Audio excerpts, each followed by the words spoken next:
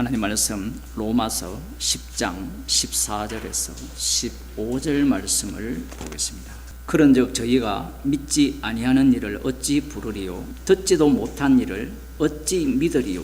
전파하는 자가 없이 어찌 들으리요? 보내심을 받지 아니하였으면 어찌 전파하리요? 기록된 바 아름답도다 좋은 소식을 전하는 자들의 발이여 함과 같으니라. 아멘. 앞서 누구든지 주의 이름을 부르는 자는 구원을 얻으리라 이렇게 말씀을 하셨습니다. 그 이전에 9장에서는 야곱은 사랑하고 에서는 미워했다라고 했죠. 태어나기도 전에. 그러면 야곱이 주의 이름을 불렀습니까? 안 불렀습니까? 여기에 이제 인간의 모든 지식이 동원됩니다. 그게 신학이거든요.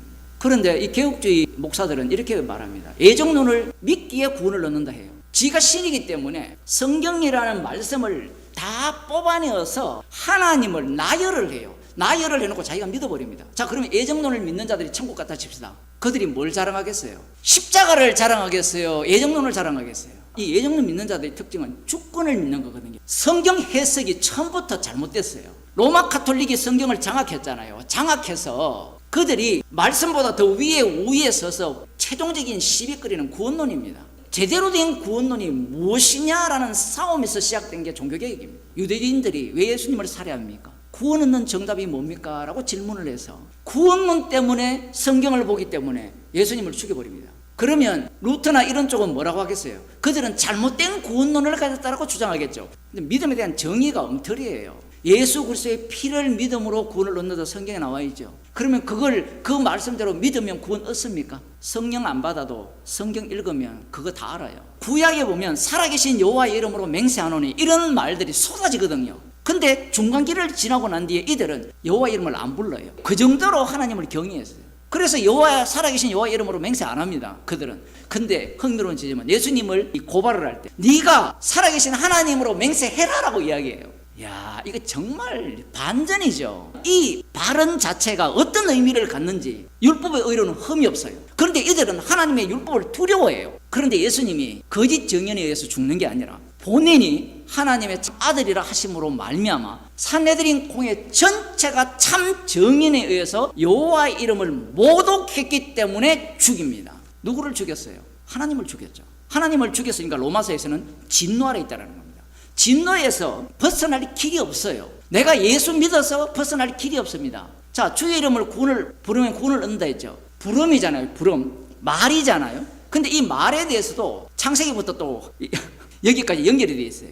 처음에는 하나님이 아담을 창조하셨을 때는 동물의 이름을 아담의 말을 통해서 짓게 했어요. 그래서 말한 대로 되었어요. 그런데 선악과를 먹은 이후에 인간들의 말은 어떻게 바뀝니까? 자기가 신이 된 상황에서의 말로 바뀌어요.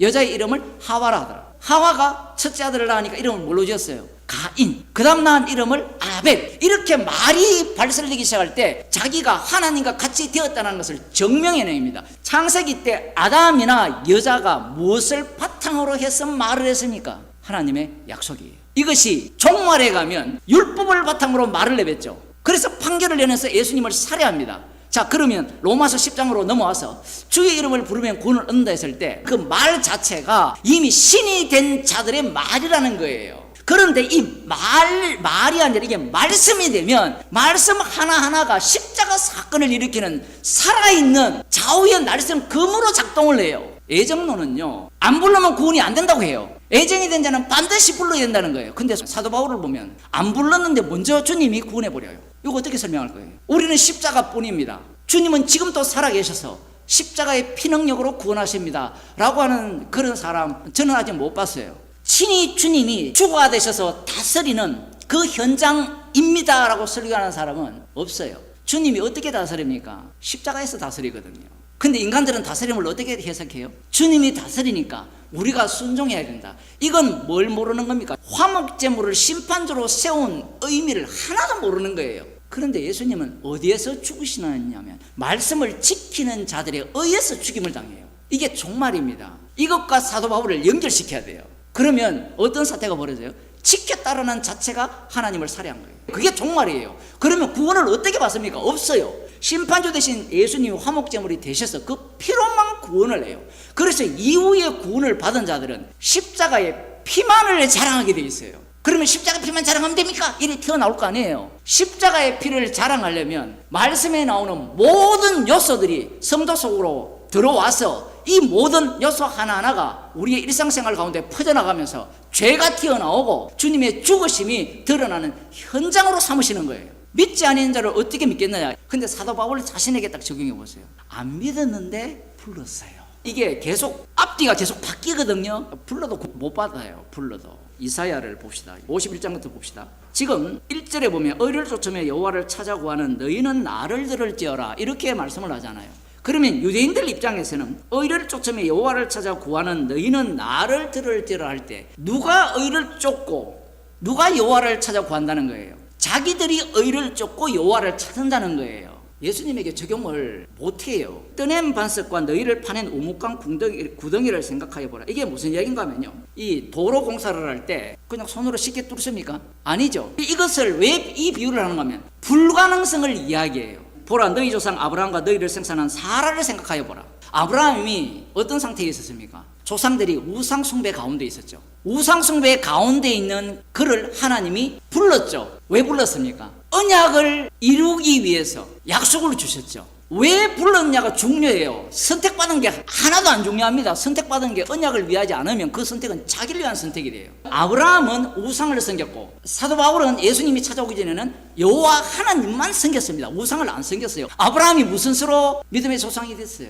바탕이 없어요. 그런데 여기에는 인간이 뭘 집어넣는가 하면요, 하나님의 선택이다. 이 말이 맞는데 문제가 뭐냐면 선택을 믿는 내가 하나님보다 우위에 가요. 나중에 하는 말이 나 선택받았다 얘기해요. 그러면 십자가가 거기에 개입돼 버리면 십자가의 피로서 구원됐다라고 이야기해야 돼요. 선택이 아니에요. 사라도 봅시다. 사라는 생리가 끊겼어요. 지금 하나님께 사시고자 하는 일은요, 불가능성을 계속해서 이야기를 하는 겁니다. 그런데 인간들은 세월이 지나면 출애굽부터 했잖아요. 아브라함도 불렀잖아요. 아기를 못 낳는 사라를 통해서 창성케 했잖아요. 그럼 사람들이 그걸 보면 뭐가 생기겠어요? 믿음이 생기잖아요. 그 믿음은 진짜다 가짜다? 가짜라고 봐야 돼요. 왜냐하면 인간은 자기 경험을 통해서 그 믿음을 확정하기 때문에, 인간은 선악과를 먹었기 때문에, 방금 그 피를 믿어서 예수님이 우리를 대신해서 죽었습니다. 그걸 믿으면 구원이 된다는 거예요. 이건 뭐예요? 지식을 확보하는 거잖아요. 내 신념을 더하는 거예요. 이건 믿음이 아니에요. 예수 그리스도의 믿음은 우리 속에 들어와버립니다. 들어와버리면 사건이 돼요.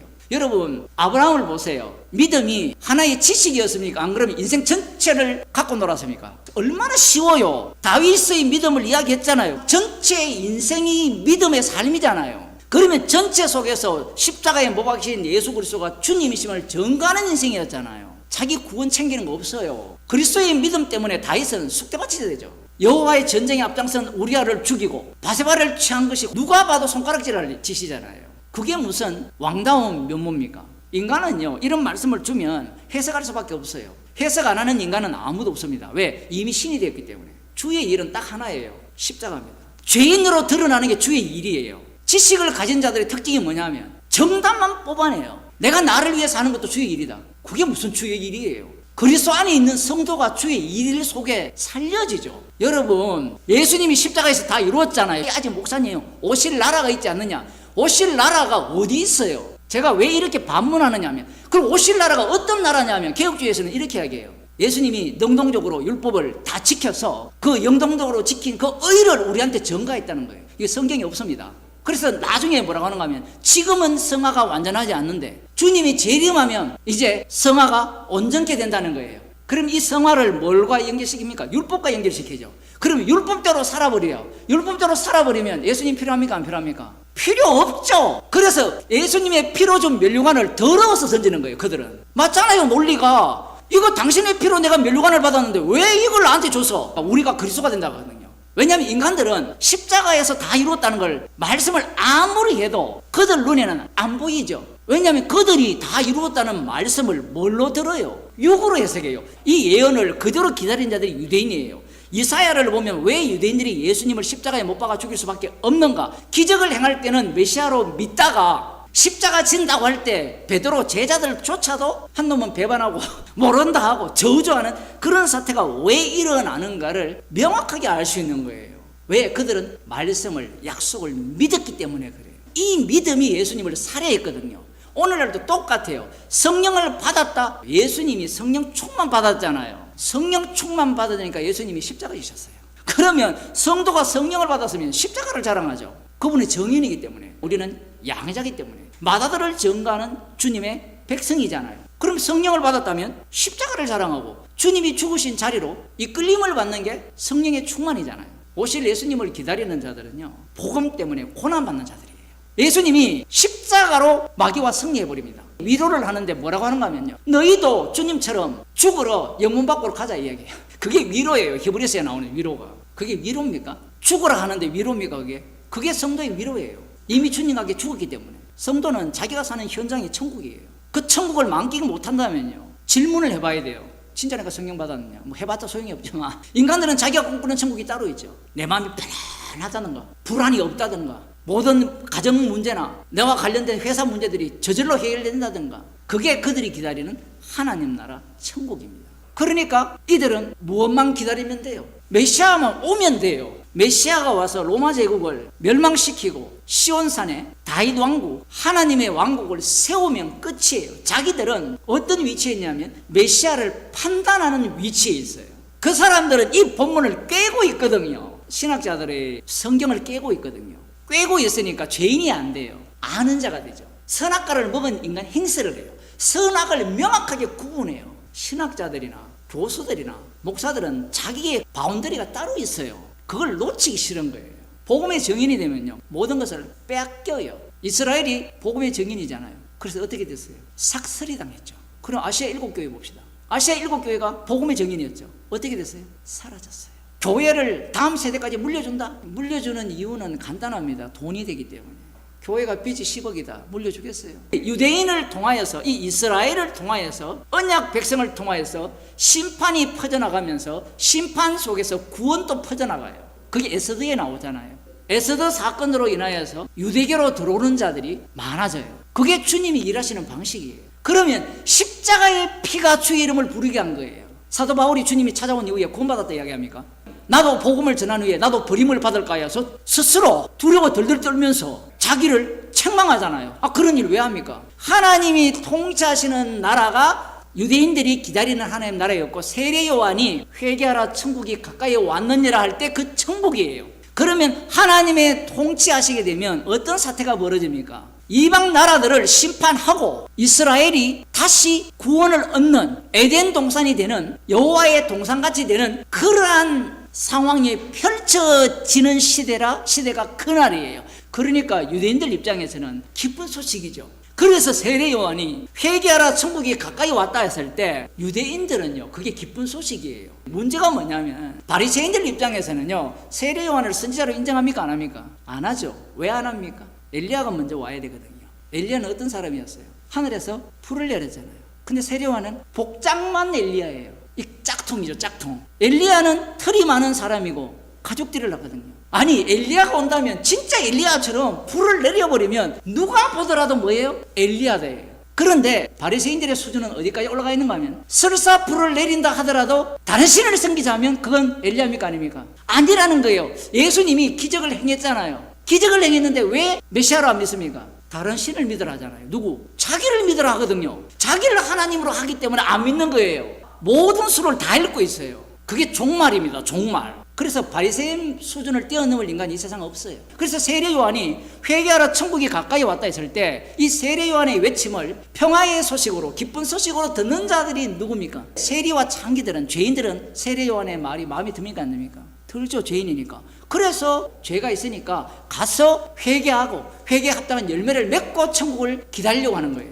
그게 그들이 기다린 기쁜 소식입니다. 그런데 그렇게 기쁜 소식을 전한 세례 요한이 예수님이 하시는 일을 보고 오실 그이가 당신입니까? 아니면 우리가 다른 일을 기다릴까 물어요. 성령을 받기 전에는 제자들의 예수님이 말씀하시는 것이나 행하시는 모든 일들이 어떻게 보이느냐면요, 유대인과 같은 입장에서 보였어요. 이스라엘을 위한 구약으로 보였죠. 그런데 성령이 찾아버리니까 지금 십자가로 다 이루신 하나님 나라를 소개하는 말씀으로 말씀해버려요. 진리를 알지니 진리가 너희를 자유케 하리라. 그 진리는 예수님의 살과 피예요. 그 살과 피가 자유케 한다는 거예요. 이건 듣도 보도 못한 이야기입니다. 왜냐하면 구약에서는 종이라는 것이 누구의 종이었어요? 애굽의 종이었고 어디의 종이었어요? 바벨론의 종이었잖아요, 실제로. 그러면 죄의 종이라는 말은요, 로마서 5장에 나오는 아담 안에서 한 사람이 범죄했기 때문에 모든 사람이 범죄했다는 이 말씀은 성령 받지 않는 사람은 하나도 못 알아들어요. 여러분, 죄의 종에서 죄에서 자유케 되고 싶습니까? 아니면 여러분 지금 돈에 매여 있잖아요.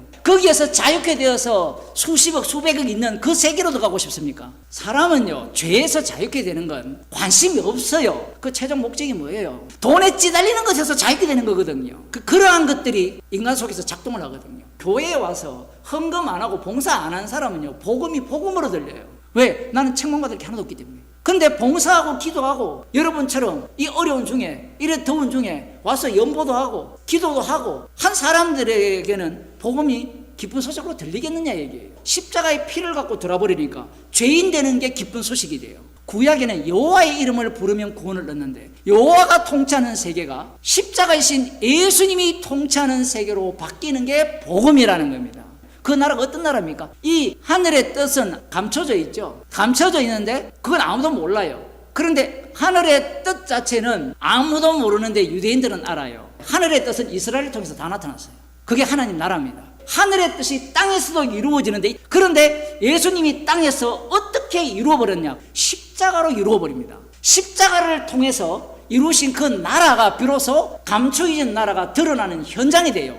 그런데 기쁜 소식을 전하는 자들에게 어떤 사태가 일어나느냐 하면, 주님이 복음을 전할 때 당한 사태가 똑같이 일어나요. 생명이 나오는 자리는 그 자리예요. 십자가가 현장화됩니다. 우리는 어떤 생각을 갖고 있는가 하면, 십자가가 옛날에 주님이 죽으신 십자가예요. 그런데 주님이 우리가 동행을 하면 복음을 전하는 자가, 기쁜 소식을 전하는 자가 어떤 사태가 당하느냐 하면 미움받고 핍박받는 사태가 일어나요. 성도가 주님의 죽으심을 드러내지 않으면 복음이 전파되지가 않습니다. 지금 그 얘기를 하는 거예요.